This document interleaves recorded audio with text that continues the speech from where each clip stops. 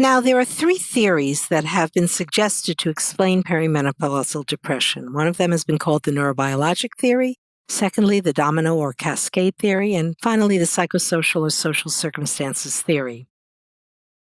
Essentially, the neurobiologic theory postulates that hormones, probably estrogen, which are psychoactive substrates in the brain, among their other functions, are responsible for perimenopausal mood shifts.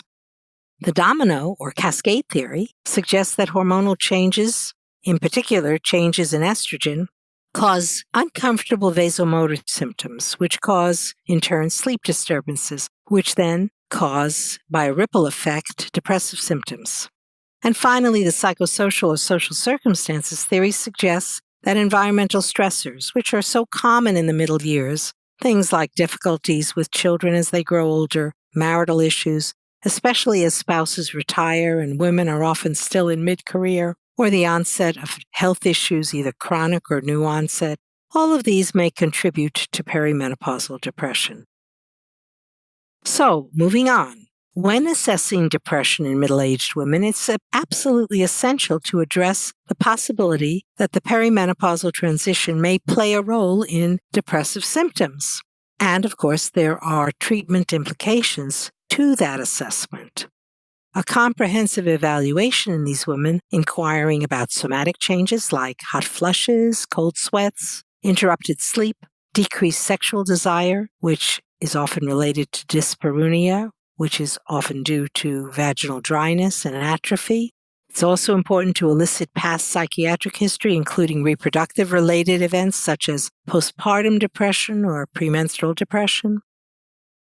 It's important to get a TSH because we know that as women get older, they're at increasing risk for thyroid dysfunction, which certainly contributes to depression in women at this age.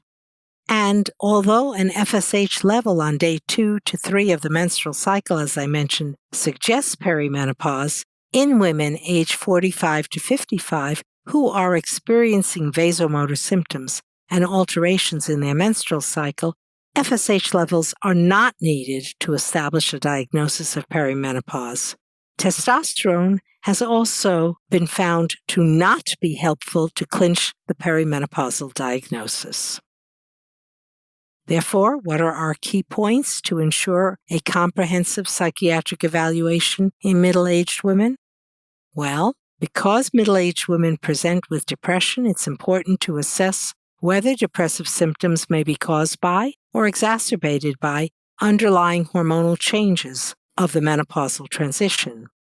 The middle-aged woman who presents with depression should always, therefore, be asked about changes in her menstrual cycle, hot flashes, sleep disturbances, and whether or not she is sexually active and any changes in libido and orgasm that she might be experiencing.